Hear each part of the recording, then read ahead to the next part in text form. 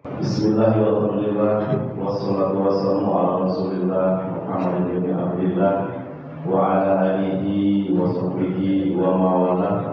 La haula wa la quwwata illa billah. Subhanaka la ilma lana illa ma 'allamtana innaka antal alimul hakim. Rabbi shrah li sadri wa yassir li amri wa hlul 'uqdatam min lisani yafqahu qawli. Hadirin kita rahimahumullah, tiada kata yang indah yang mampu kita ucapkan pada pagi hari ini selain rasa syukur kepada Allah Subhanahu wa taala, yang mana pada pagi hari ini apabila kita terlibatkan dilangkahkannya hati kita, diikhlaskannya hati kita, sehingga kita berada di tempat yang mulia ini dalam rangka melaksanakan tugas kita, kewajiban kita kepada Allah Subhanahu wa taala, yang alhamdulillah telah kita mulai dengan sholat subuh berjamaah dan insyaallah akan dilanjutkan dengan kajian akhir pagi. Sholat salam bersama-sama kita haturkan kepada junjungan alam, uswah dan qudwah kita, suri tauladan kita, yang adalah Habibur Nabi ya Rasulullah Muhammad sallallahu alaihi wasallam, juga kepada keluarganya, kepada sahabatnya, kepada tabi'in dan tabi'innya, kepada umatnya. Mudah-mudahan kita termasuk di dalamnya yang senantiasa istiqomah dengan sunnah-sunnahnya. Dan alhamdulillah akan mengisi kajian kami pada pagi hari ini, yaitu guru kita Ustaz Rizwana. Alhamdulillah telah berada di tengah-tengah kita. Oleh karena itu pada Ustaz Rizwana, Pak Ustaz, maka dia telah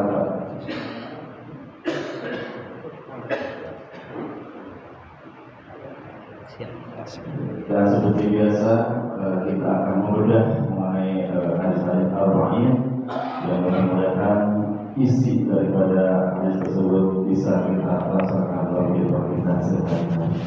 Dan baik, untuk apapun mari sama-sama kita buka kajian agama kita dan mulai kita surah Al-Fatihah.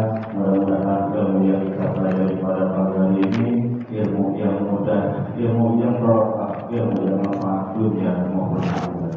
Al-Halim yang Al-Fatihah.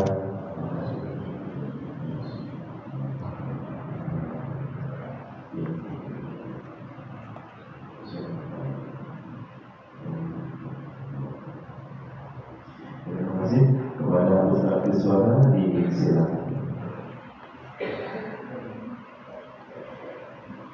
Bismillahirrahmanirrahim. Alhamdulillahilladzi arsala rasulahu bil huda wa dinil haqq liyuzhirahu ala dini kullihi wa kafa billahi syahida. Asyhadu an la ilaha illallah wahdahu la syarikalah wa asyhadu anna Muhammadan abduhu wa rasuluhu alladzi la nabiyya ba'dah. Allahumma shalli wa sallim ala Muhammad wa ala alihi wa sahbihi wa man tabi'ahum bi ihsanin ila yaumil qiyamah.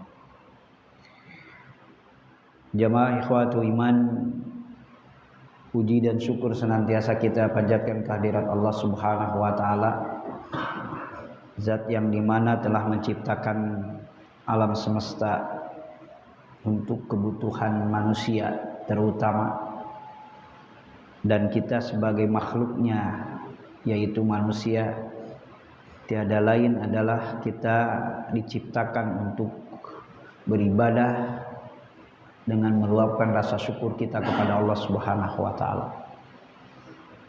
Washkuruni wala takfuruni. Senantiasa kita syukur kepada Allah atas segala nikmat-nikmatnya dengan mengaplikasikan segala kenikmatan di jalan taat kepada Allah Subhanahu wa taala.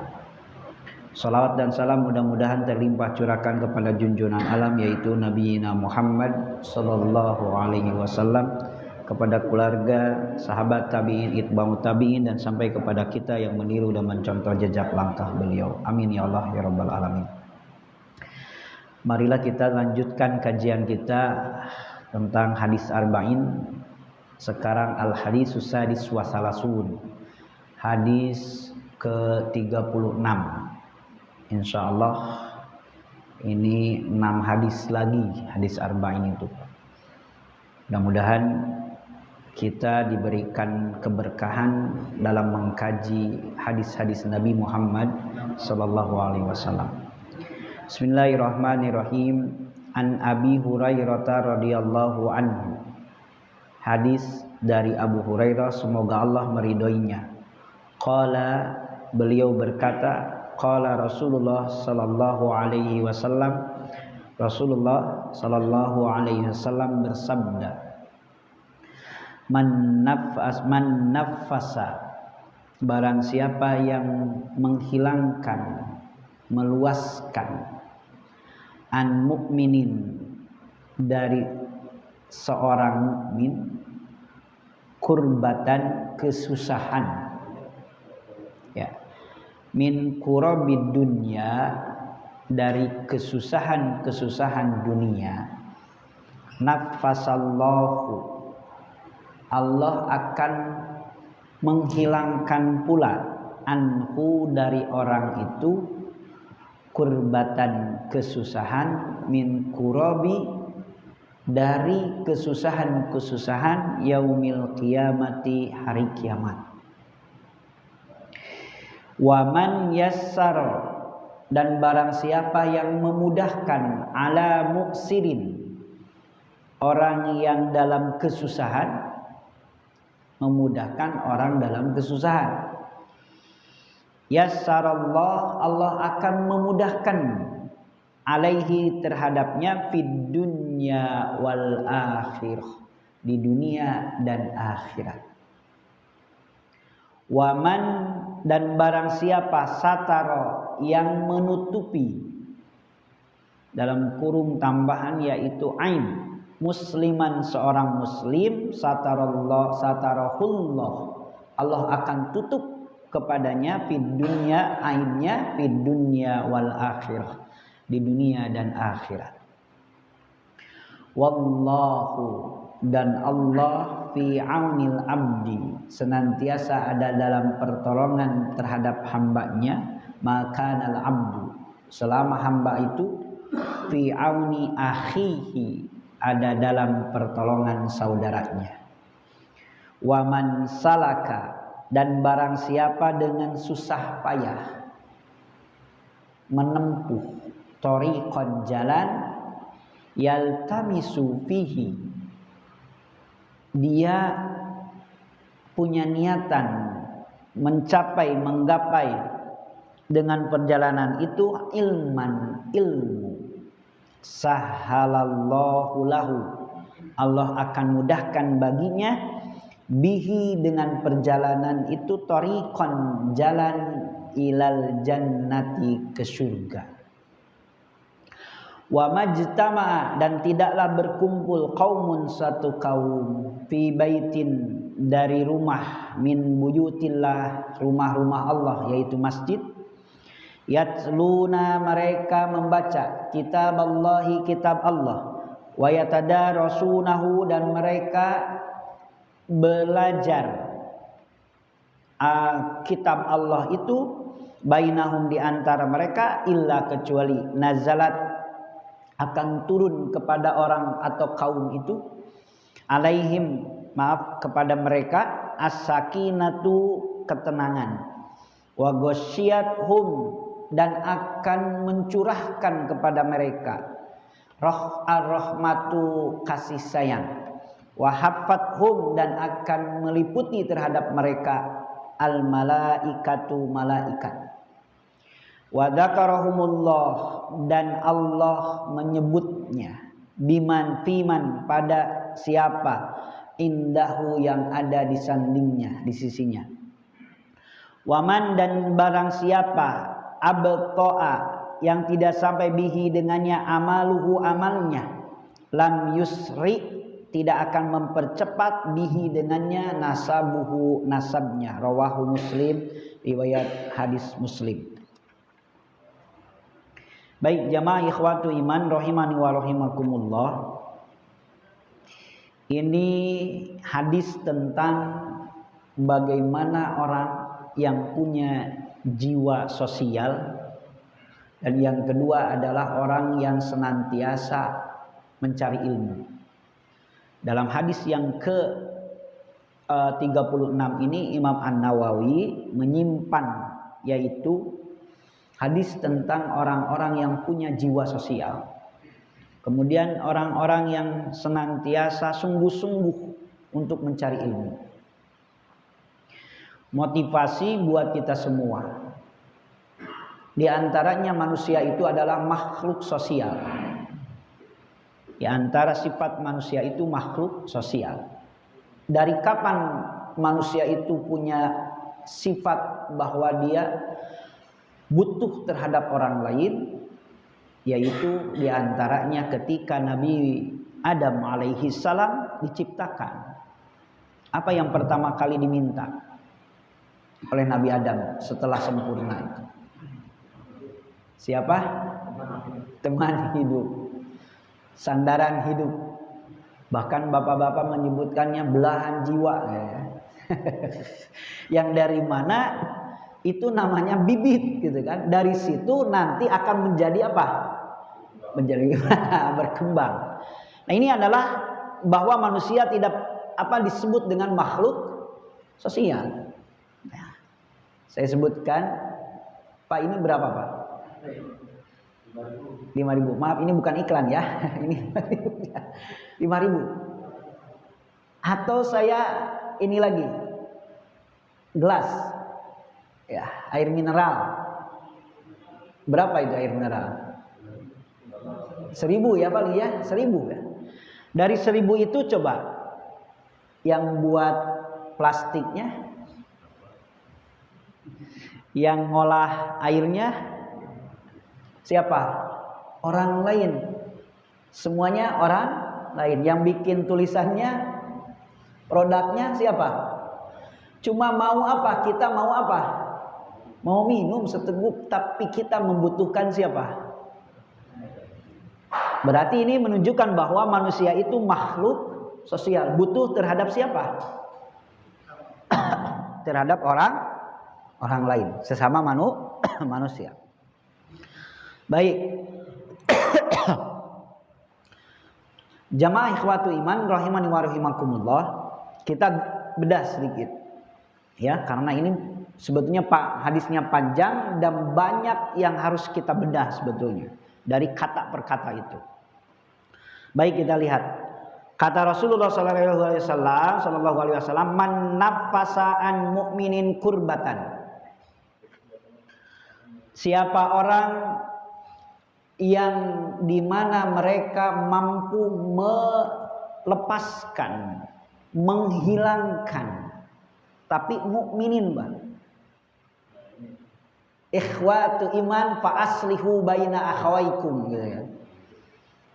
Oh, berarti di sini adalah ada ukhuwah akidah. Ada ukhuwah imaniyah, ada persaudaraan yang harus kita jaga, yang harus kita utamakan, yaitu persaudaraan sesama orang-orang yang beriman. Siapa yang melepaskan nafasa itu, melepaskan, menghilangkan kurbatan. Nah, ini yang sedikit kita bahas. Apa yang disebut dengan kurbah? Dalam Al-Quran, min karbin azim. Jadi Pak, yang namanya kurbah itu bisa jadi kesusahan yang dimana itu akan sangat mendatangkan kemadaratan. Bisa jadi dia, maaf sekali, terbunuh, atau bisa jadi dia bunuh diri. Nah, itu disebut apa?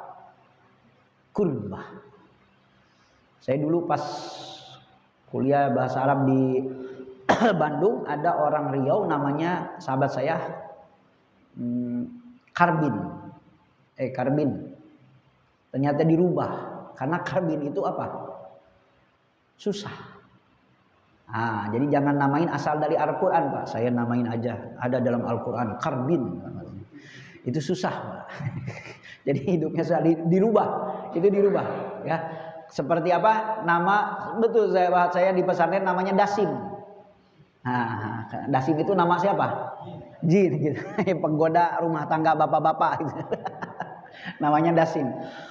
Ternyata sampai sekarang dirubah. Kata guru saya, ustaz saya, kamu itu nama salah, itu nama setan gitu. Nama setan. Ya.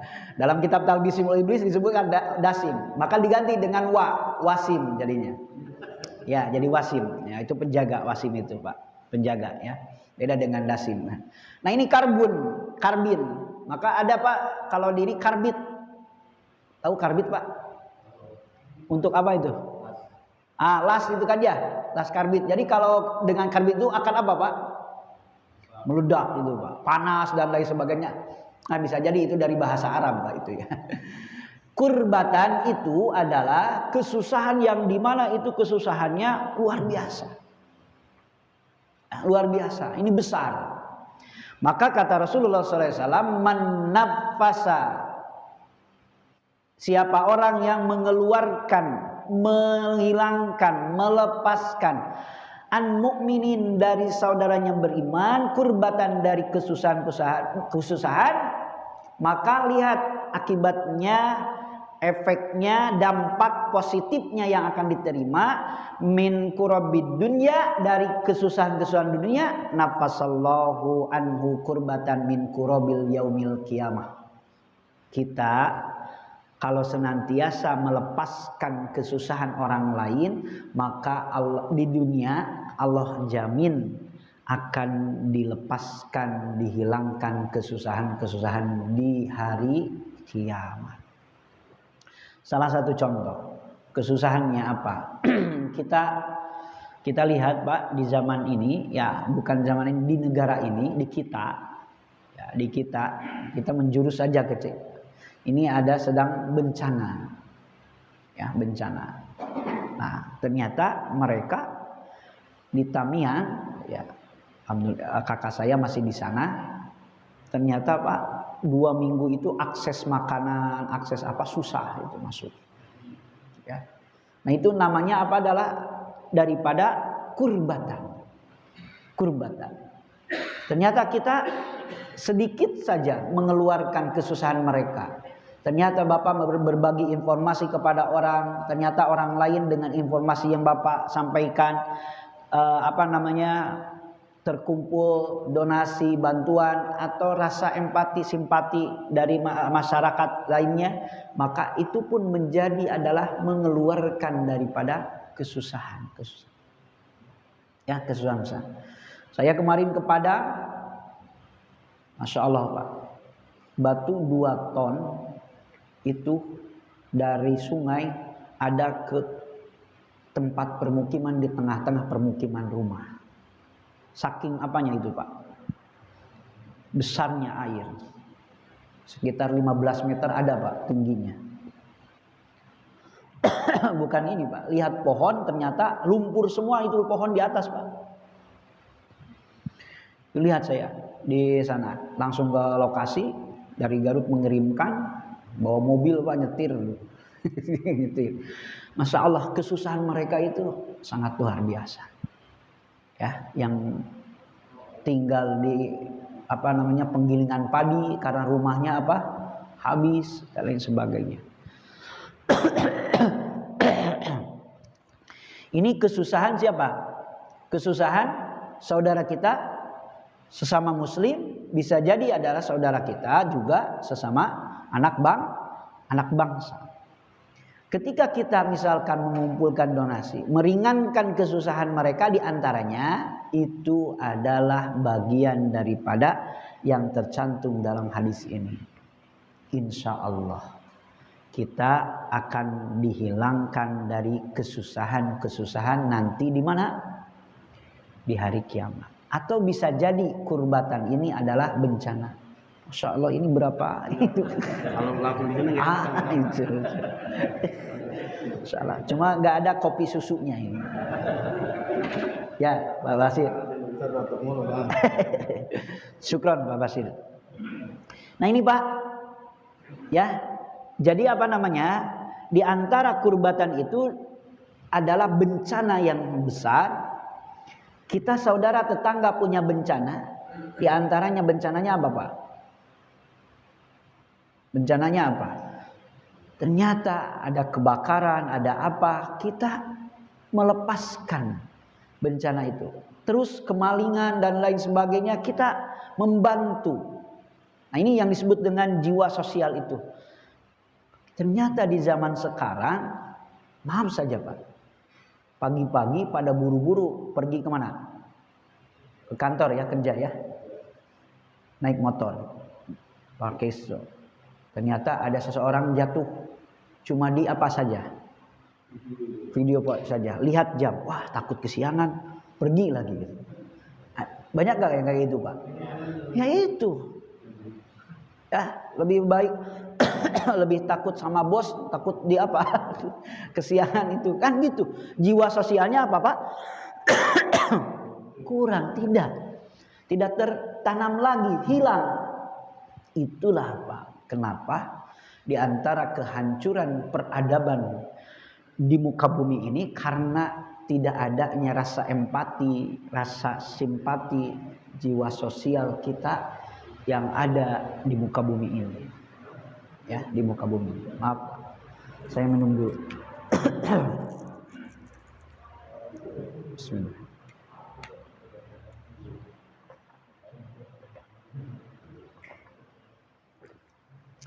Ini Pak, yang dimaksud dengan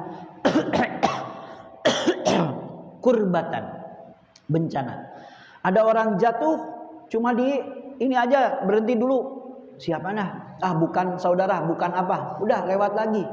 Nah, ini berarti hilang jiwa sosial kita.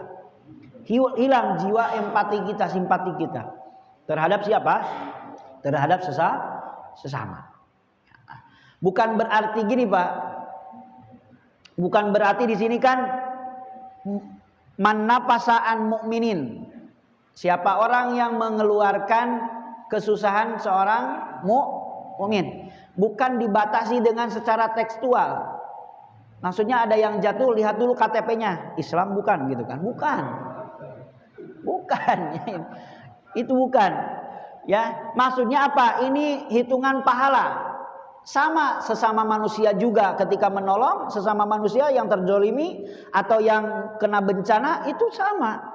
Ya, cuma di sini adalah ada nilai plus, nilai apa prioritas ketika kita menolong sesama mukmin, sesama muslim, bukan kepada orang lain tidak boleh. Biarinlah itu mah bukan agama kita kan, bukan. Apa namanya? Ini namanya diantaranya adalah prioritas. Ya, bukan nanti ketika ini apa Bu, Pak KTP-nya gue coba agamanya apa Pak? Nah, gak ada gitu kan. Apalagi di data ini siapa gitu datanya. Nah ini Pak, jadi kita lihat dampak daripada kita menolong, mengeluarkan kesusahan sesama muslim di mana di dunia. Lihatlah, Allah akan mengeluarkan, menghilangkan kesusahannya di yaumul qiyamah. Gambarannya seperti apa? Yang pertama, kita dibangkitkan dalam keadaan telanjang, tidak beralas kaki, selai pun pakaian tidak. Kemudian dikumpulkan di padang mahsyar selama 50.000 tahun, matahari didekatkan sedekat 3 mil. Bisa gak Pak? Ada gak tukang pakaian nanti? Ada gak tukang pakaian nanti? Gak ada. Susah gak kita Pak? Tidak punya pakaian, matahari di mana? Didekatkan. Insyaallah. Kemarin di Aceh ada laki-laki pakai baju daster.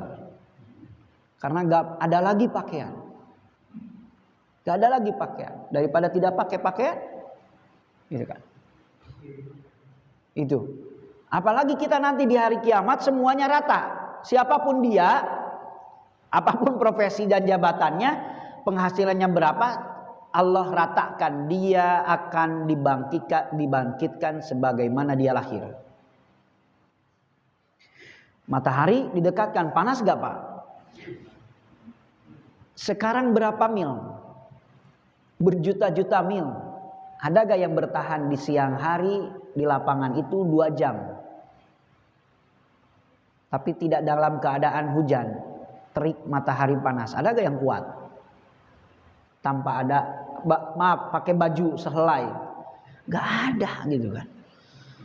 Ini apa namanya? Kedinginan ya Pak ya? Kedinginan itu ya. Malu ya. Nah, ini dalam keadaan telanjang nanti itu apa namanya? Matahari 3 mil. Betapa susahnya kita, Pak. Kemudian dihisab, di mizan, apalagi nanti di sirat. Di sirat seperti apa? Lebih tipis daripada pedang yang paling tipis di dunia, sirat itu. Kemudian jalannya goyang, jembatannya goyang, licin, di pinggirnya ada kail. Di bawah neraka jahanam. Cung di sini yang mampu. Seberat apapun latihan TNI ya Pak ya. Betul gak? Cuma jalan di satu papan gitu ya. Atau tambang gitu. Nah ini licin. Terus di bawahnya neraka jahanam. Di pinggirnya apa? Kail. Kesusahan akhirat itu seperti itu. Ternyata bisa terjawab. Bisa diberikan solusi oleh Allah, oleh Rasul. Siapa? Mereka yang ketika di dunia orang beriman senantiasa punya jiwa sosial. Kesusahan-kesusahan, bencana-bencana yang ada di saudaranya, mereka berusaha untuk mengeluarkannya, melepaskannya. Itulah nanti ada jaminan dari Allah, orang ini akan mendapatkan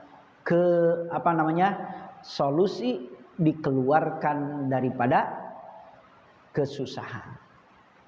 Maka diantaranya adalah tercantum dalam satu kalimat, wa may yattaqillaha yaj'al lahu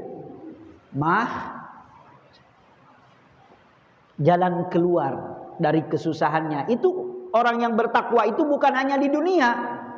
Makhroja itu, jalan keluar makhroja itu di mana? Di akhirat pun akan dijawab oleh Allah. Akan dijawab. Siapa? Yang di mana mereka mempunyai jiwa apa? Sosial. Kalau kemarin-kemarin yang dibahas apa Pak? Orang-orang yang zolim. Kan dalam hadisnya orang yang zolim, orang apa itu akan berakibat. Nah ini sekarang orang yang punya rasa empati dan simpati terhadap sesama. Pak. Yang kedua, wa may yassara ala mu'sirin yassarallahu fid dunya wal akhirah. Barang siapa yang memudahkan apa? Memudahkan seseorang dari apa? Dari mu'sirin, susah. Kan ada doa Allahumma apa Pak? Yassir wala tu'assir. Ya Allah mudahkanlah aku, janganlah engkau persulit. Ternyata ada doa yang dimana amalan langit, ada juga doa amalan apa? Dunia, yaitu kita senantiasa apa? Memudahkan. Kalau tadi menghilangkan, kalau sekarang memudahkan. Ternyata memudahkan kesusahan ini ada yang bersifat umum, ada yang bersifat khusus. Dalam hal ini sebagaimana kalam Allah dalam surat Al-Baqarah, wa in kana dzu usratin fanaziratun ila maisarah. Wa in kana, dan apabila ada dzu usratin yang punya hutang. Ini punya hutang. Fanaziratun ila maisarah, maka berilah jarak, berilah tempo. Jadi ini apa? Bismillah.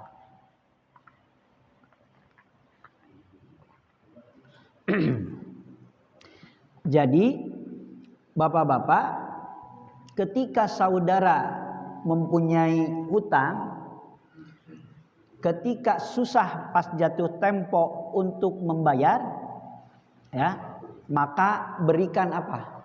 Jeda waktu. Jeda waktu.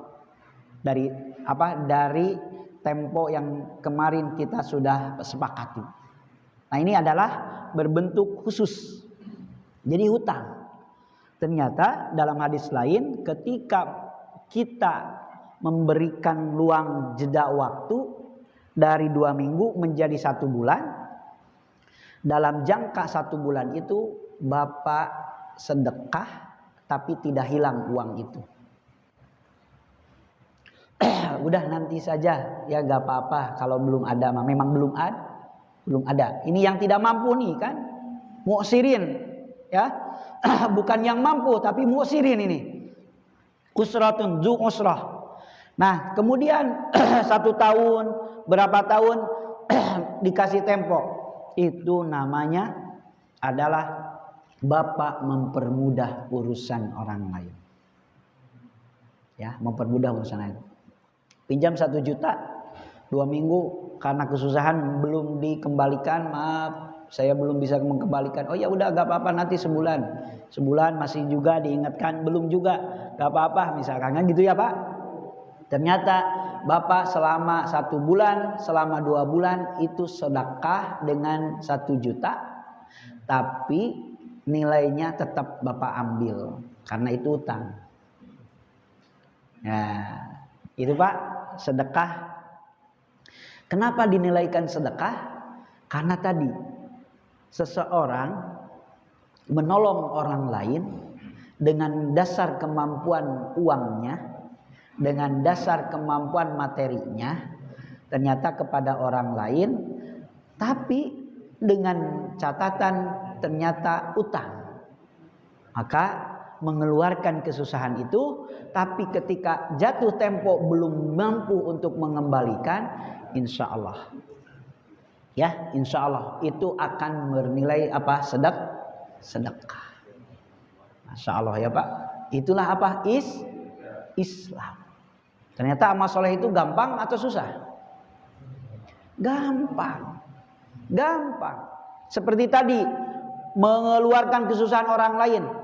Maaf Pak, kesusahan orang lain itu bersifat materi saja atau ada yang juga non materi? Ada yang non materi. Ada yang curhat sama Bapak, Pak saya itu seorang janda gitu kan. Gimana? Gitu. Nah contohnya gitu kan. Gimana solusinya itu Pak? Solusinya gimana itu Pak? Gak usah jawab di sini Ustaz, nanti saya dekat rumahnya gitu kan ya. Gak bisa pulang nanti. Nah itu Pak. Atau juga punya solusi tentang pekerjaan. Pak maaf ini saya tidak paham nih. Betul saya tidak paham. Ini susah banget. Kalau ini bahaya kalau saya tidak paham tentang ini. Tolong jelaskan bagaimana ini alurnya dan lain sebagainya. Diberikan solusi.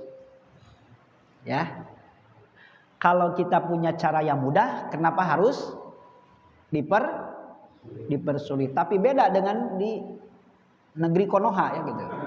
Kalau ada yang sulit, kenapa harus dipermudah gitu kan? Gitu ya. Orang mau ke rumah sakit ditanya dulu apa? BPJS dan lain sebagainya contohnya gitu. Nah ini diantaranya Pak. Kita punya jiwa sosial. Begitupun dengan kita dengan materi. Kita punya beliau punya tunggakan, ternyata kita permudah, silakan istilahnya diberikan jarak waktu. Koma dalam ayatnya wa in tasduku, andai kata kalian kita bersedekah, khairul lakum, itu lebih baik untuk kalian in kuntum ta'lamun, jika kalian mengetahui. Apabila disedekahkan, ini susah terus, susah. Kayaknya memang betul ini susah. Ya udahlah, saya ikhlaskan. Ini sedekahkan. Khairun, awas Pak. Apa khairun itu? Khairun itu apa? Lebih baik. Lihat Pak, lihat semakna dengan hadis. Rok'atal fajri khairun minad dunya wa ma fiha. 2 rakaat qabla subuh lebih baik daripada dunia dan khairun Pak sama. Ini juga jika kalian mensedekahkan khairun, itu akan lebih baik bagi kalian. Ya, jadi maksudnya Pak, kita berikan dulu hutang, beban, supaya dia punya tanggung jawab. Ternyata memang dia punya tanggung jawab, tapi ternyata dia itu betul-betul susah dan betul-betul untuk ditolong. Maka ya udah, sedekahkan saja. Maka itu lebih baik bagi kita pahalanya. Ini pahala khairun, ya, pahalanya. Nah, ini yang kedua. Andai kata seseorang ternyata dia itu memudahkan urusan masalah utangnya dari siapa? Dari saudaranya. Yassarallahu alaihi fid dunya wal akhirah. Orang ini akan dipermudah segala urusannya di dunia dan pernah gak bapak-bapak mengalami urusan ini berat? Tapi ketika kita jalani dengan penuh keyakinan, kemudian ketawakalan kepada Allah, bapak apa? Ternyata dipermudah oleh siapa? Allah. Pernah gak Pak? Atau sering? Sering ya? Bisa jadi itu adalah dampak daripada kita sering memudahkan urusan orang. Maaf sekali. Contoh pejabat setempat RT nyusahin orang, bukan menyindirin orang sih, bukan. Nyusahin orang. Pak, ketika RT mati, meninggal, bagaimana Pak? Gak ada yang layak mau ngurusin, mau apa, itu dipersulit. Nah, itulah yang disebut dengan mafhum mukhalafahnya. Ketika orang mempersulit urusan orang lain, Allah akan persulit urusan dia dunia dan akhirat. Awas. Siapa orang yang mempermudah urusan orang lain, Allah akan permudah urusan dia di dunia dan akhirat. Bukan hanya di dunia. Contohnya bapak dipermudah di dunia, kayaknya di akhirat gak kebagian. Bukan, justru di dunia dipermudah dan di akhirat pun akan dipermudah. Kalau mempermudah urusan siapa? Tentunya ini adalah urusan-urusan tentang masalah yang dimana itu berhubungan untuk kemaslahatan, bukan untuk kerusakan. Ada suatu PT izin, Pak, saya nambang. Karena hadis mempermudah, ya udah sok permudah gitu kan. Justru kan di situnya PLH-nya atau apanya, dampak dan lain sebagainya diperhitungkan. Ini untuk kemaslahatan, bukan untuk kemafsadatan, untuk madorot, bukan. Tapi ini untuk kemaslahatan. Ya nggak apa-apa, saya izinin lah tambang di situ ya. Nah, ini mempermudah urusan orang lain, bukan gitu ya. Nah, kembali lagi ke hutang. Tapi kalau orang itu ternyata mampu, beda urusan. Ya, beda urusan. Kalau dia ternyata mampu dan memang gaya hidupnya dia tercoreng di mana-mana, kalau bahasa bank itu apa? Blacklist gitu kan ya. Ternyata dia utang sini utang sana gak bayar-bayar. Nah, itu harus diperhitungkan. Ini khusus orang yang dimana muksirin, orang yang kesusahan dan memang wajib dipermudah orang ini gitu. Tapi kalau ini adalah gaya hidup, kebiasaan, itu beda urusan, ya, beda acara. Nah, maka di sini tidak berlaku bagi orang yang dimana tidak susah sebetulnya. Ternyata dia tidak bayar-bayar 1 miliar, padahal rumahnya 4 itu seharga 3,5 miliar gitu kan. Satunya. Ini gimana? Mobil 5. Nah, istri kok jadi ke istri 3 gitu kan? Ya, ini gimana gitu kan? Padahal dia mampu. Nah, itu mah Pak beda urusan ya, beda acara. Maka di sini kalimat waman yasaro ala mu'sinin. Pak, kenapa enggak 4, Pak? Cukup 3, kenapa enggak 4? Nambah lagi 1 itu ya. Nah, terus Pak yang selanjutnya. Waman satara musliman satarahullahu fid dunya wal akhirah. Siapa orang yang menutupi aib, dia punya masalah, dia punya dosa, dia punya kesalahan, materi maupun non materi, kita usahakan menutupnya. Sataro. musliman satarahullahu fid dunya wal akhirah. Impasnya, impactnya kita akan ditutup aib kita di dunia dan di mana? Pak, kalau aib dibuka malu di mana? Di dunia atau akhirat? Di dunia atau akhirat? Biasanya rasa malu terbesar itu di mana? Di dunia. Kadang kita tidak berbuat baik, tidak kerja bakti, malu sama apa? Tetangga, kan gitu ya. Malu sama lingkungan tetangga, kan gitu. Bukan karena Allah, kan gitu ya. Nah ini Pak. Jadi kadang manusia itu rasa malu tingginya di mana? Di dunia. Tapi ketika orang dengan bangganya berbuat aib dibuka di dunia, ternyata dia hilang rasa apanya? Malunya. Makanya al-haya'u minal, rasa malu itu adalah apa? Bagian daripada keimanan. Baik Pak. Siapa orang yang menutupi aib saudaranya, maka Allah akan tutup aib orang itu di dunia dan akhirat. Padahal yang lebih berat malu itu adalah di akhirat. Kalau di dunia Pak buka aib, di Facebook, di medsos, orang yang mengikuti kita, follower kita. Tapi kalau di akhirat, dari zaman Nabi Adam sampai zaman nanti itu semuanya apa? Ditampakkan. Malunya luar biasa.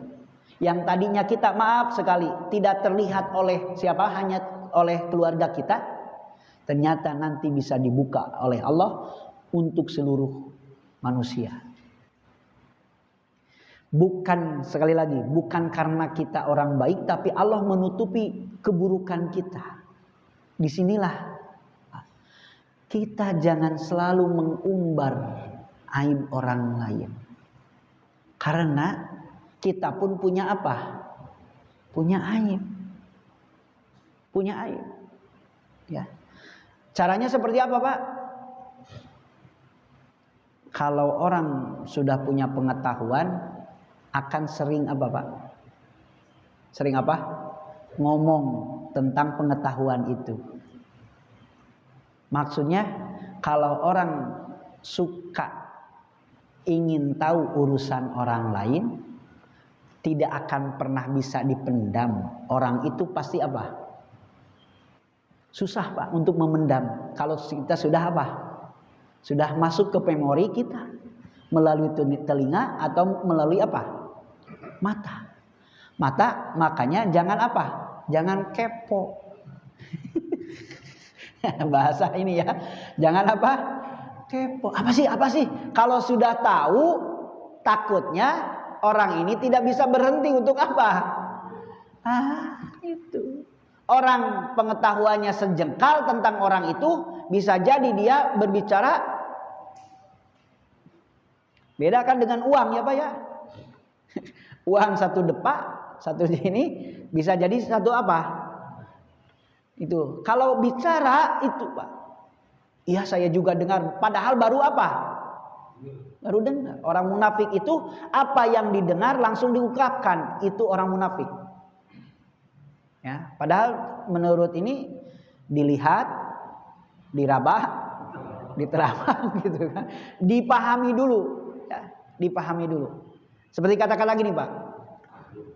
Seperti kata-kata gini. Orang ini jauh turun dari pesawat terbang tanpa apa?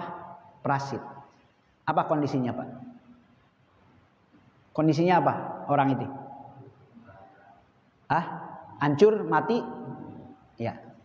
Padahal kata-kata saya, orang ini turun dari pesawat terbang tanpa parasit. Yang jadi pertanyaan, Ustadz, itu pesawat terbangnya lagi di bawah atau lagi? Nah itu validasi Pak. Perkataan itu jangan langsung di apa? Disimpulkan. Betul gak Pak? Nah itu harus ada validasi, klarifikasi, divalidasi. Itu perkataan. Maka kita jangan termakan dengan omongan orang lain tentang seseorang untuk menilai seseorang itu, jangan. Kata Umar bin Khattab, kamu tahu apa? Sudahkah kamu tidur di rumahnya 3 hari 3 malam? Sudahkah kamu berjalan 3 hari 3 malam bersama-sama? Itu setidaknya Pak, untuk mengetahui karakter seseorang, dia itu adalah benar dan tidak atau buruk dan tidak. Teman kita, coba kamu tidur di rumahnya 3 hari 3 malam dan bareng jalan 3 hari 3 malam. Karena seseorang itu akan menampakkan ketika dia di rumah siapa dia, dan ketika dia coba orang bepergian Pak, ada gak yang pelit? Maksudnya ketika bepergian dia bareng-bareng satu mobil, dia gak mau ngeluarin uang, nunggu dijajanin orang aja gitu. Ada gak? Siapa orangnya, siapa di sini? Siapa? Ada gak seperti itu? Nah, untuk mengetahui karakter seseorang itu kan kata Umar itu. Maka kata Rasul, nanti akan lewat apa? Akan lewat ahli surga, akan lewat ahli surga. Ternyata yang ditunjuk oleh Rasul orang itu juga. Penasaran teman sahabatnya itu, dia nginep di rumah orang itu 3 hari 3 malam. Ternyata gak ada yang spesial katanya. Sholat tahajudnya sama, saumnya sama gitu kan. Ternyata apa? Oh iya, saya itu kalau tetangga beli kulkas, tapi nggak ada ya Pak, zaman dulu nggak ada kulkas. Kalau tetangga beli barang, saya tidak pernah kepanasan. Maksudnya hasad, ya hasud terhadap tetangga. Nah itu yang tidak tertera. Maksudnya itu Pak. Jadi jangan pernah bisa menilai seseorang hanya dengan 1 jam dia ngobrol, jangan. Gitu. Atau kita kepo terhadap siapa? Orang lain. Kalau sudah kepo, pengetahuan yang ada di memori kita ingin selalu dibicarakan kepada orang lain, ya gitu ya. Ya, maka tidak boleh. Ini adalah apa? Kita menutupi apa Pak? Aib orang lain. Mereka punya aib, kita pun punya apa? Aib. Maka lebih baik apa Pak? Diam. Kecuali diantaranya. Contohnya, untuk mengadukan kepada siapa? Istri tetangga ternyata jelek perangainya di tetangga, di orang lain. Kasih tahukan kepada siapa? Suaminya, bukan ke tetangga lagi, bukan. Kepada siapa? Suaminya.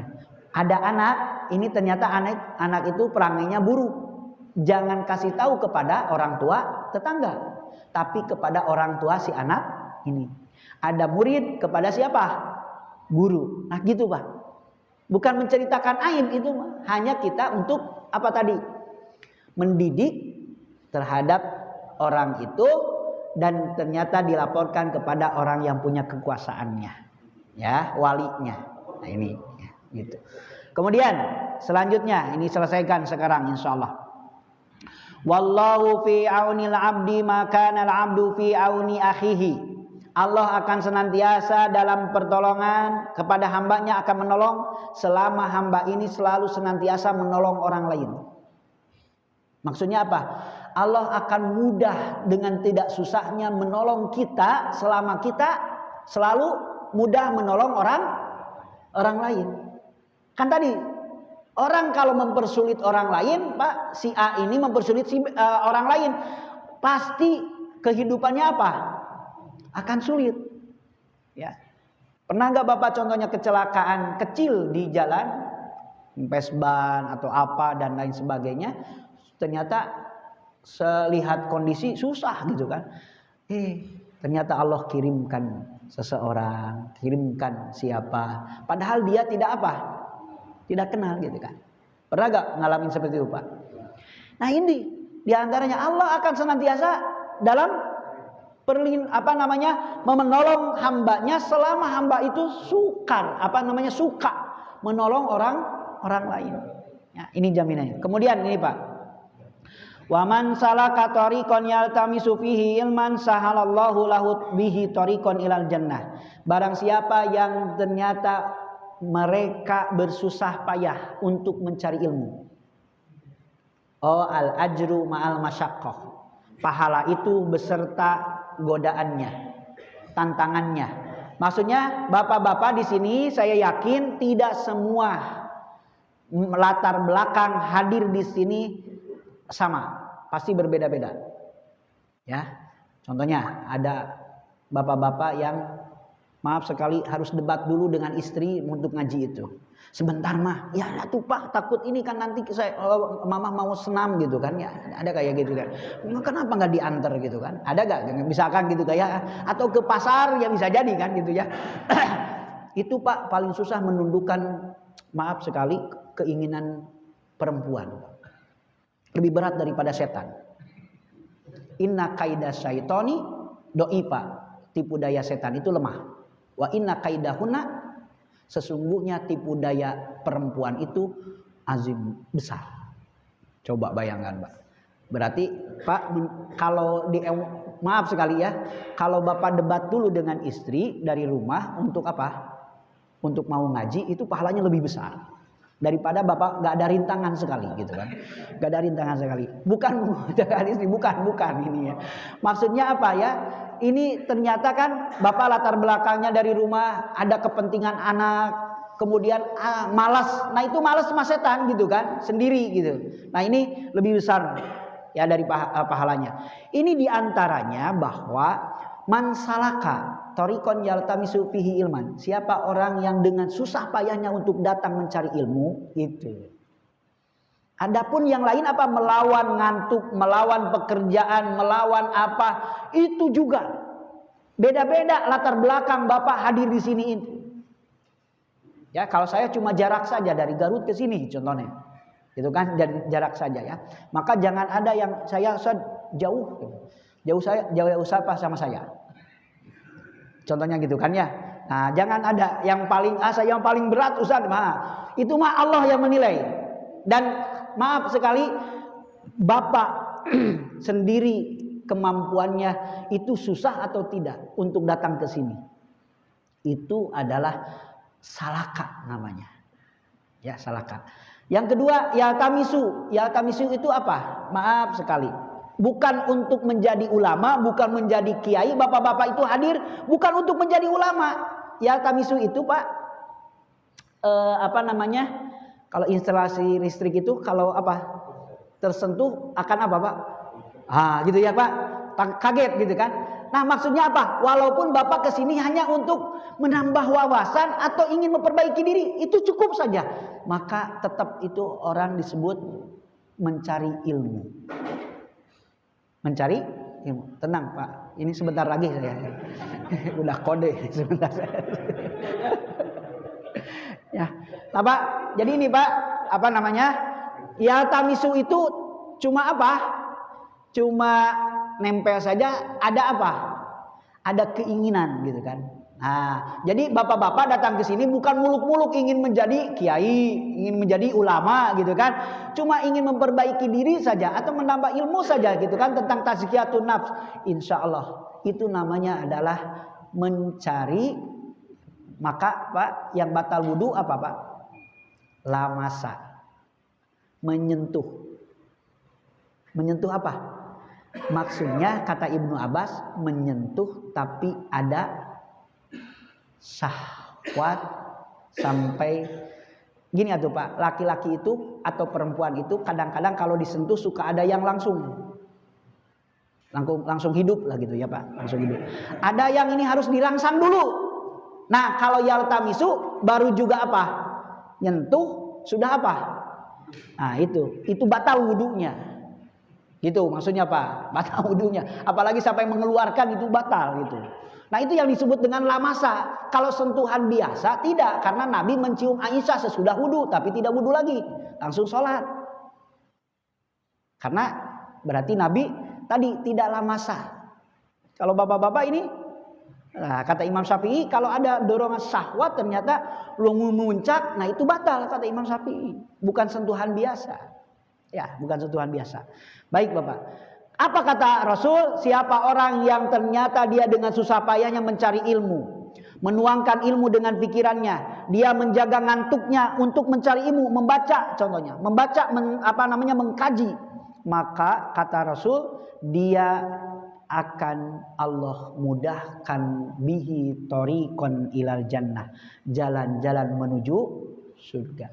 Bapak-bapak itu dari rumah masing-masing datang ke sini bukan hanya menapakkan jalan setapak atau langkah kaki kita di jalan, tapi ternyata bapak itu langkah itu mencari jalan-jalan ke surga.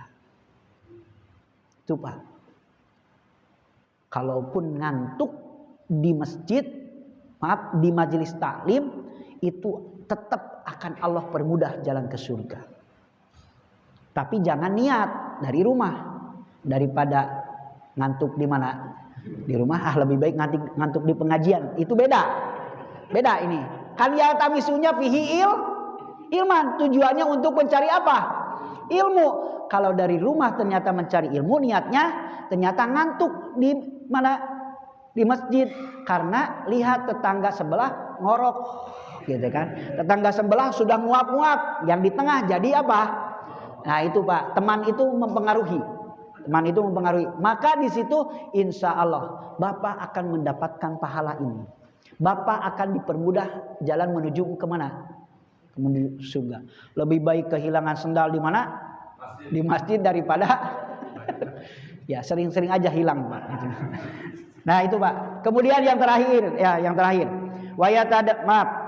Wa majtama'a qaumun fi baitin min buyutillah yatluna kitab wa yatadarasunahu bainahum. Orang berkumpul di masjid membahas kitab, membaca Al-Qur'an, kemudian tadarus.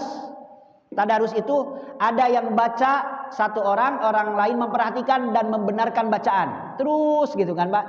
Yang kedua, ada yang baca bareng-bareng. Supaya tidak ketahuan apanya? Emang jujur ini bapak-bapak ya. Nah, yang ketiga ternyata ada pengajaran. Nah, maka itu semuanya ya tadarusuna. Kalau bahasa dulu apa Pak? Tadarus ya Pak ya? Tadarus. Nah, orang itu berkumpul untuk tadarus Al-Qur'an, mengkaji Al-Qur'an, kemudian membenarkan Al-Qur'an di rumah-rumah Allah. Ini di rumah-rumah Allah, illa nazalat alaihimus sakinah. Kemudian Allah akan turunkan kepada orang yang kumpul itu ketenangan. Tenang jiwa itu. Gak ada yang berani nagih hutang. Ada gak ketika ngaji? Ada gak? Gak ada. Ya, tenang gitu jiwa itu. Oh, bapak lagi ngaji. Istrinya mau ada keperluan pun, tanggung ada ngaji bapak itu kan gitu. Kemudian istilahnya ketenangan jiwa itu memang harus Pak. Daripada kesenangan. Ya, ada senang, ada apa? Kalau senang itu nafsu Pak urusannya. Kalau tenang itu hati. Dengan apa ketenangan jiwa itu? Ya tadarasunahu. Belajar Al-Qur'an. Kemudian wa ghasyiyatuhumur rahmah. Nah, ini yang luar biasa. Dicurahkan kepadanya rahmat Allah. Ya. Bukan. Di sini ada Ustaz Ustaz Rahmat ya. Nah, ini rahmat. Rahmat itu apa Pak? Kasih sayang. Kemarin dijelaskan rahmat itu apa? Dibebaskannya dosa. Orang yang pelacur pun dengan amaliyah apa? Memberi apa? Memberi minum kepada seekor. Ternyata dosa lacurnya dihilangkan. Ini rahmat Allah. Kemudian yang tadinya masuk neraka jadi masuk surga. Ini adalah rahmat Allah. Kemudian yang ketiga adalah nikmat. Ini adalah rahmat Allah Pak. Ternyata orang yang membaca tadarus Al-Qur'an akan diliputkan kepada mereka yaitu rahmat. Kemudian wahafatumul malaikah. Wahafatumul malaikah. Dan ternyata malaikat itu merendah.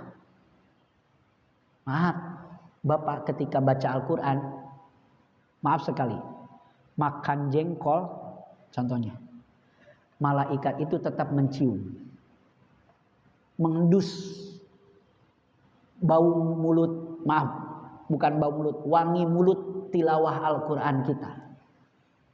Jadi berbondong-bondong Pak, malaikat itu mendekati orang yang selalu senantiasa membaca Al-Qur'an.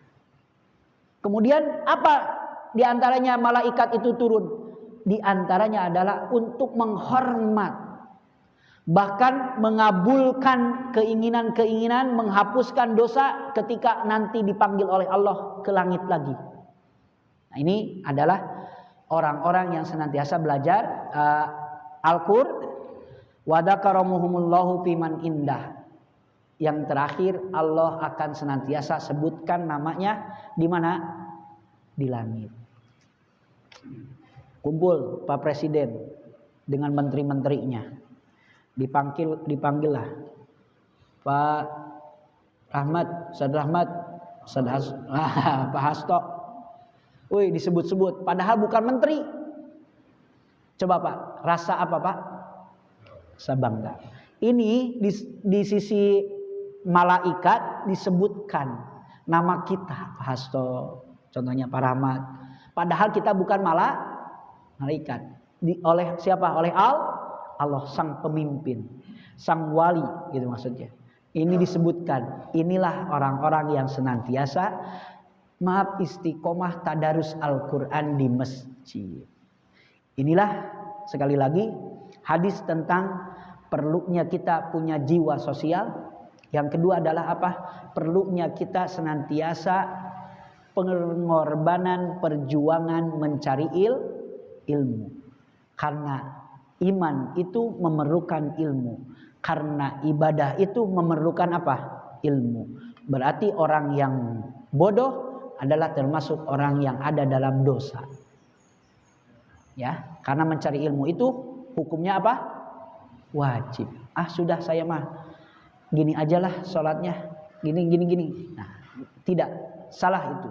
Justru mencari ilmu itu adalah wajib minal mahdi ilal lahdi, dari lahir sampai liang lahat. Nah, inilah hadis ke-36 yang dapat saya sampaikan dalam kesempatan ini. Insya Allah satu hadis walaupun panjang saya bereskan lah Pak. Ya, itu kesimpulannya, kita punya jiwa sosial dan kita selalu semangat untuk mencari ilmu. Yang benar datangnya dari Allah, yang salah dari saya sendiri. Silakan selanjutnya. Alhamdulillah, semoga demikian siap begitu sekali pada hari ini membuat kita bersemangat lagi pada sama-sama selalu memudahkan untuk semua orang lain. Begitu pula bagaimana pahala yang untuk ilmu, begitu pula pahala yang kita menutup aib-aib dari orang lain dan mereka kita juga punya aib. Baik, mari kita masuk ke sesi tanya jawab. Sebentar tadi sampai ini 36, barangkali ada yang mau ditanyakan atau kurang jelas disilakan. Baik, ya. Ini Masuk dulu, silakan masuk. Umroh udah belum? Pak masuk hadiahnya. Jadi saya ada pertanyaan satu. Yang pertama, ketika kita ingin mempermudah urusan orang lain, itu kami bertentangan dengan dalil tadi. Dalil kan mengatakan kita permudah, maka kita akan dipermudah, ya kan? Tapi ternyata kalau misalnya ada kecelakaan di jalan, ya, kita sungkan untuk menolong, memang ada udah terjadi. Karena apa? Ternyata kalau kita menolong, bahkan kita yang punya urusan nantinya. Rumah sakit kita yang punya urusan, ke polisi kita yang punya BAP. Kita memang bisa dibaca kalau tentang sisi kedua, batasan aib. Kalau misalnya rahasia itu kan memang berat kita ya, tentunya ngomong gitu. Atau kita tahu sedikit, ada orang tanya, tapi kita memberi tahuan itu menyebarkan berita itu kepada orang yang kita percaya, tidak menyebarkan jangan-jangan ya, saya yang gitu lah. Maka itu sudah termasuk menyebarkan aib atau bukan itu? Baik Pak. Sebagaimana pernah ditanyakan juga sama Pak Hasto, saya masih ingat dulu itu tentang menolong orang, tapi dia lagi ujian, ternyata soalnya di dia gitu kan. Ya itu pernah ditanyakan itu. Nah, kembali lagi, bagaimana Ustaz urusannya seperti itu? Ya kita lihat sikon saja. Itu tetap fikih wakinya dilihat. Ya, fikih realitasnya dilihat. Ya, kalau kita takut dengan tadi urusan-urusan itu akan banyak masalah juga ke depannya, contohnya gitu kan ya. Itu silakan kita cut saja. Sampai situ. Saya cuma mengantarkan, saya tidak ada apa-apanya. Saya juga maaf sekali, saya tidak ada hubungannya apa-apa di Bekasi juga. Tidak ada hubungannya apa-apa dan lain sebagainya. Saya hanya mengantarkan sampai rumah sakit. Kalaupun itu bisa dikatakan seperti itu menjadi mengkat daripada ke depannya, silakan sampai situ saja semampu kita. Mastatotum ya Pak Hasto ya. Nah, kalaupun kita punya kemampuan untuk mengurus, gak apa-apa, rumah sakit saya tanggung, gak apa-apa kata Pak Hasto gitu kan ya. Polisi saya akan hadapi, gak apa-apa contohnya gitu kan, misalkan kalau urusan polisi. Ya itu silakan sampai selesai. Ya, tapi ternyata kemampuan kita menolong itu sampai mana? Yaitu ya mastata'tum. Tidak istilahnya adinu yusrun itu, agama itu mudah, nggak usah diribet-ribetkan. Kalau misalkan sampai situ kita mampunya, silakan sampai situ. Itu ya, masuk. Yang kedua, apa tadi tentang batasan aib? Pak Hasto pernah diceritakan kesalahan orang. Dalam artian dia pun mempercayakan kepada kita bahwa kita ini orang terpercaya. Sama Pak Hasto diberitakan lagi kepada orang itu. Nah ternyata orang itu pun sama, kita memberitakannya. Ternyata apa? Dia itu orang terpercaya. Nanti orang itu akan ngasih lagi kepada orang percaya. Nah, itu namanya nyebarin aib. Nyebarin aib itu namanya. Jadi maksudnya apa Pak? Membuka aib itu kalau ada kepentingan. Itu baru boleh. Seperti tadi Pak, seorang istri kepada suaminya diadukan karena itu ada kepentingan. Nah, ini diceritakan kepada siapa? Contohnya dia mencari solusi. Bagaimana ya solusinya? Ternyata Pak Hasto itu tidak tahu kapasitasnya. Ternyata Pak Hasto ngobrol sama seseorang yang punya kapasitasnya. Bisa jadi Pak Hasto itu obrolannya si A dan si B saja, jangan sebutkan nama, gitu. Ini boleh. Yang kedua, atau mencari solusi, silakan. Silakan kalau mencari solusi kepada yang kapasitas, boleh itu. Tapi kalau kita mengobrolkan kepada orang lain dalam rangka obrolan biasa atau dalam rangka udahlah gitu, itu namanya menyebarkan aib. Gitu Pak. Ya, masuk. Silakan.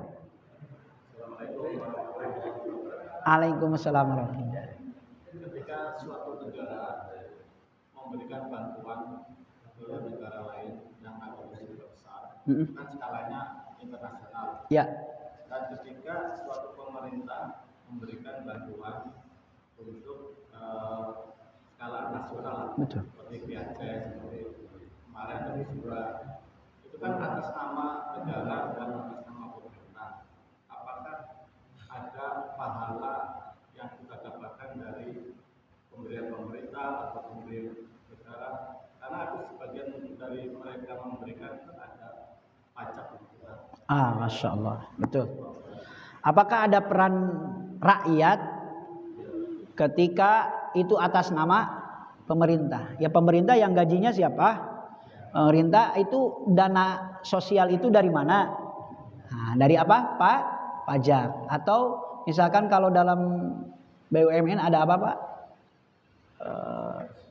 RSA apa? CSR ya kan gitu ya. Itu kan juga dari nasabah. Nah semuanya insya Allah rakyat itu ketika bayar pajak itu ada apa? Kontribusi kemana? Ke pemerintah. Di antaranya kontribusi pemerintah itu dialokasikan kemana? Ke bayar utang. Kemana lagi? Pajak, ke gaji kan gitu ya. Ke pembangunan dan di antaranya juga ada menteri apa? Sosial. Nah itu hasil dari apa? Pajak kita punya kontribusi dan insya Allah kita punya pahala. Gitu Pak. Insya Allah dicatat sama Allah. Gak akan lupa. Contohnya gini aja. Pak siapa? Ustadz Abbas DKM ngumpulin apa? Donasi. Ternyata yang di sana atas nama apa? DKM Al Furqon. Ya bukan DKM makan hanya apa? lembaga. Jadi siapa? Bukan hanya pengurus lagi. Ternyata siapa yang kontribusi? Ternyata jamaah. Itu jamaah dapat apa? Pahala. Dan kita, maaf, itu akan terjaga keikhlasan. Kita akan terjaga keikhlasan. Insya Allah mudah-mudahan.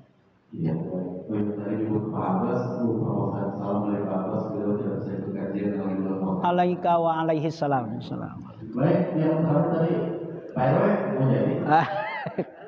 Oh, Pak RW silahkan. Tadi soalnya nyebut istri 3 soalnya. Bukan 4. Waalaikumsalam.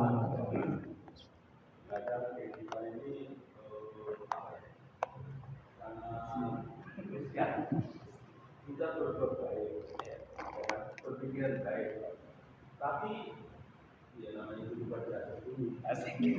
Kita itu bisa gunakan kebaikan kita tadi. Betul, dimanfaatkan ya. Dimanfaatkan ke orang lain dan kita bicara menikah kebaikan kita. Solusinya kan negara kita kan negara hukum. Kita sudah melakukan laporan ke Pak Polisi, laporan ke tapi kenyataannya itu di negara Kolombo ini, negara hepeng, mana negara. Jadi bagaimana Pak? Oke. Untuk menindaklanjuti, ya kita berdoa, tapi orang dulu Betul. Apakah kita pasrahkan aja nih? Ya. Allah aja lah. Itu maksudnya kalau kamu ikut saya, tadi kamu tanya. Oke. Karena kita semuanya kan nilai ta'ala aja. Betul. Betul, Masya Allah. Adalah untuk di akhirat nanti. Masya Allah. Perbuatan kita di atas bumi kan. Ujung-ujungnya nanti kan. Udah gitu, udah. Cuma siapa yang baca belum ya. Masuk gitu loh saya. Kita apa aja nih. Orang dekat. Waalaikumsalam warahmatullahi wabarakatuh. Baik, kita flashback ya. Arab sebelum Islam datang disebut negara apa? Jahiliyah. Salah satunya adalah perempuan dia apa Pak? Dibunuh kan? Betul kan? Ternyata apa? Orang-orang itu sudah menjadi kultur. Ketika punya anak perempuan apa? Hina. Ketika punya anak perempuan adalah hina. Padahal secara manusiawi mereka itu apa? Tidak menerima hukum itu. Ya, hukum sosial lah gitu kan ya, hukum sosial kan. Ternyata bisa dirubah, bisa. Ketika Islam datang itu berubah. Maksudnya apa tadi Pak?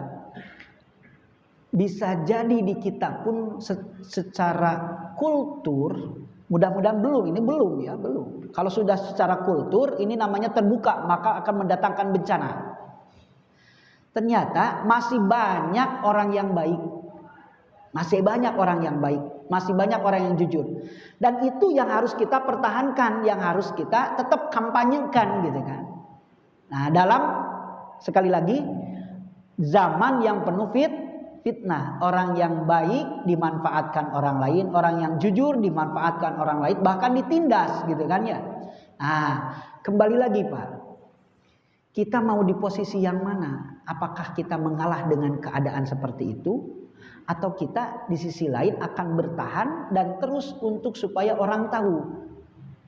Ya, kalau kata-kata maaf ini bukan kampanye juga, kata Pak Anies itu sejarah mencatat. Silakan mau ngambil curang atau mau ngambil yang baik, jujur. Mau ngambil yang baik atau mengambil yang buruk, tetap catatan malaikat tidak akan pernah lepas. Gitu Pak. Jadi janganlah berhenti menjadi orang walaupun di tengah-tengah arus zaman yang penuh fitnah. Maka di kesempatan lain izinkan saya membahas tentang kenapa harus ada akhirat. Salah satunya saya kasih bocoran. Menyelesaikan sesuatu yang tidak selesai di dunia nanti di akhirat, maka pasti ada akhirat. Paham Pak? Yang kedua, jadilah orang ikhlas. Bagaimana orang ikhlas itu? Dia berbuat baik itu bukan untuk dibalas oleh orang itu supaya baik kepada kita. Coba Pak, capek Pak kalau begitu kita berbuat baik kepada orang, kalau ingin dibalas kebaikan oleh orang tersebut. Saya mau berbuat baik, contohnya Bapak berbuat baik udah karena Allah saja. Walaupun dia baik atau tidak kepada saya, itu mah urusan lain. Nah, maka tadi teruslah berbuat baik dengan ikhlas, bukan karena dia baik kepada kita, bukan pula karena ingin dibalas kebaikan oleh dia. Ya Pak, cukup Pak RW. Ya, nanti Pak RW jadi yang jujur. Ternyata kata Imam Hasan Al-Basri, maaf, doa pemimpin yang adil yang saya harapkan, kata Imam Hasan Al-Basri. Karena doa pemimpin yang adil, dia apa? Dikabulkan. Baik, dari sekalian karena waktu juga ya yang terbatas. Nanti di belakang aja Pak.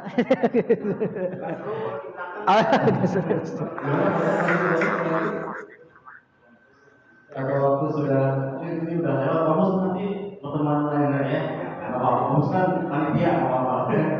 Baik, hadirin, demikian tadi kajian pada pagi kali ini dengan tema yang cukup menarik, cukup inspiratif. Terima kasih kepada Ustaz Reswana asal ilmunya pada pagi hari ini, dan mengingatkan juga bahwa nanti kira-kira pukul 7 ya dari Janus akan berkeliling kepada teman-teman sekalian untuk menarik tabungan celengan. Mari sama-sama kita mudahkan dengan menginfakkan sebagian harta kita, dan insya Allah dengan infak memberikan akan memudahkan pengurus untuk mengelola masjid ini untuk kemakmuran bersama. Amin. Mari sama-sama kita tutup dengan bacaan hamdalah dan ma'afal berbasis. Alhamdulillahirobbilalamin. Subhanallah wa bihamdihi asyhadu an la ilaha illa anta astaghfiruka wa atubu ilaik. Sebelum belajar masing-masing, silakan kembali sahabat, sudah siapa sama Bang Basir. Dari saya mohon maaf apabila ada kata-kata yang berkenan. Wassalamualaikum warahmatullahi wabarakatuh.